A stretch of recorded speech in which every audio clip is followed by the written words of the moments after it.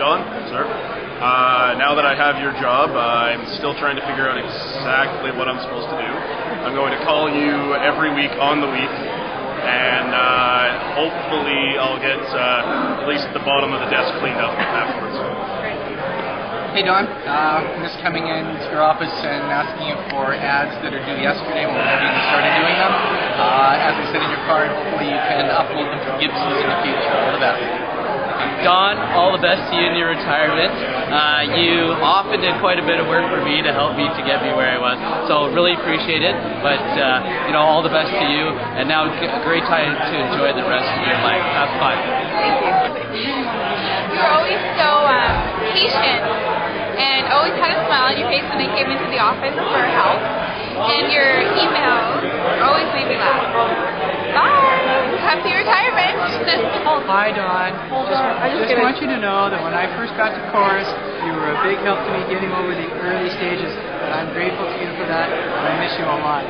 Hello there, I'm JJ Johnson from Corus. I worked with Don actually twice. I worked with him back in the McBride building in the early 90s, and had the pleasure of working with him for the last 4 years. I asked Kathy what it was like, having him home all the time, and she said it was a bit of an adjustment. And I told her the story about the 50-year-old friend of mine who retired, and 3 months later he was working again. I said, what happened? And he said his wife told him that if he asked what's for lunch one more time, she was going to kill him. So Kathy said, Don knows better than that. So just want to say, Don, it's just a wonderful experience working with you a couple times, and you're one of the great guys in our business. We absolutely all wish you the very, very best. Thank you very much. Nagor, I thought this was the Kerry Greenlee party. There you go. Very well, my friend. Aren't you going to miss GTM? Yeah, Don, I should get you to take me with you. Hello, Don. Worked with you probably for about 12, 15 years, and you had consistently the worst shirts in the office. You're a very poor dresser. Best of luck with your retirement. I think it was a little unfair about the shirts. Don, I know your career spanned many decades. You may or may not remember me. We worked together for just 5.5 years. But sure loved what you did back then. And enjoy life on the seashell, the Sunshine Coast. It's great, you're great, and congratulations on your retirement, Don. Try not to develop a drinking problem, drug problem, smoking problem, any of the other problems. Or even chill out, relax. Yeah, or even worse, a woman problem. Have fun, buddy. You deserve it. Yeah, how you doing, Don? I just like to wish you a happy bon voyage on your retirement, and also I'd also like to say that I hereby apologize for all the times that we had you move from place to place to place within the building. It wasn't really my idea, but I had to take care of it, so I hereby apologize. Hope you have a great retirement. See ya! You know he's been crazy for years. Don, one thing I like about you is your honesty and integrity, and the fact that you took the books and always make the box in number 1, whatever demo I asked it. You're a good man, Don Nagor. Hi, Don. Hey, Don. Thank you so much for all your help and your patience. I swear I will keep that piece of paper that you showed me how to look at those RTS graphs. I swear I will keep it. I'll tag it to my wall so I don't have to call you on your retirement to ask you how to follow the chart. Thank you so much for being so patient, and I'll really miss working with you. I'm going to keep walking down the hall to your office and look in there and expect to see you, and then just see the shadow of where you once sat. Good luck with everything. Bye. Don, it was a pleasure working with you. Obviously, 7:30 is... It is what it is, but thank you for making it the number 1 station every time I came down to you. I know that. Thanks, Don. Yeah, sure. Don, I guess I have nothing to say to you because I believe your parting words were why I wasn't included in your goodbye email were, I'm just not that interesting. So, I've got nothing to say.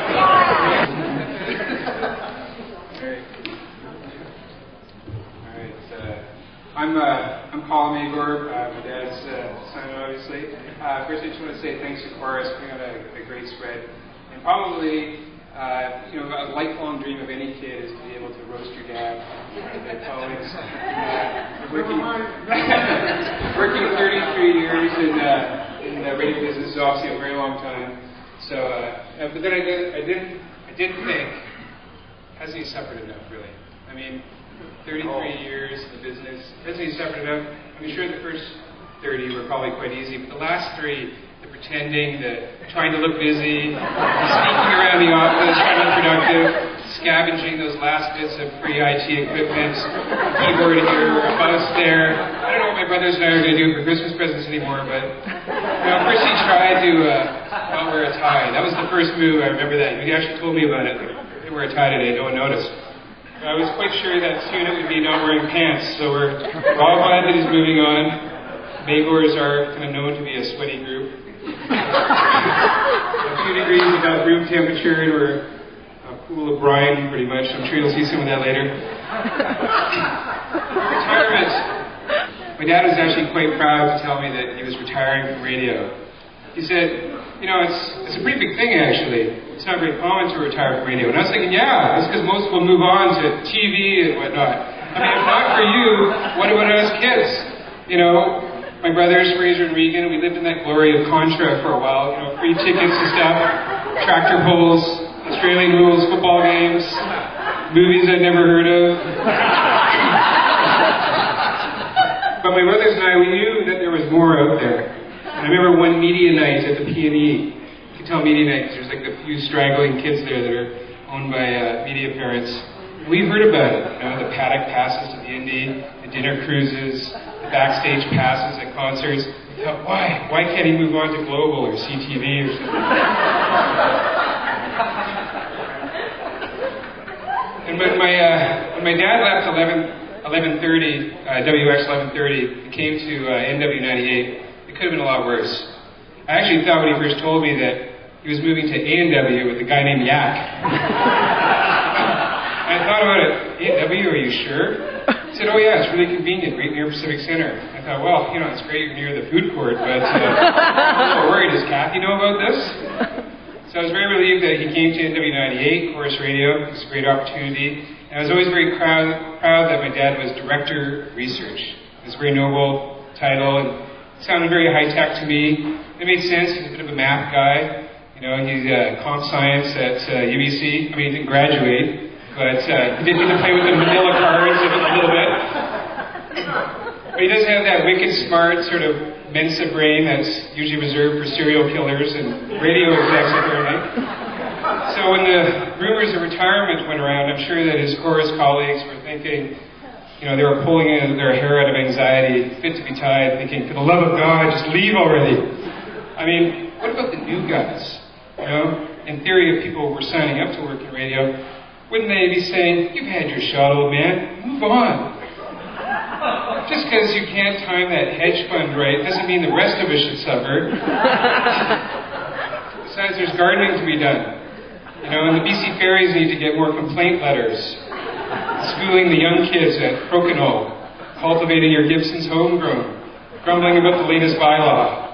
But it takes a lot to say goodbye to that downtown connection, the urban fair, the Starbucks, those mystery outings to the men's steam spa.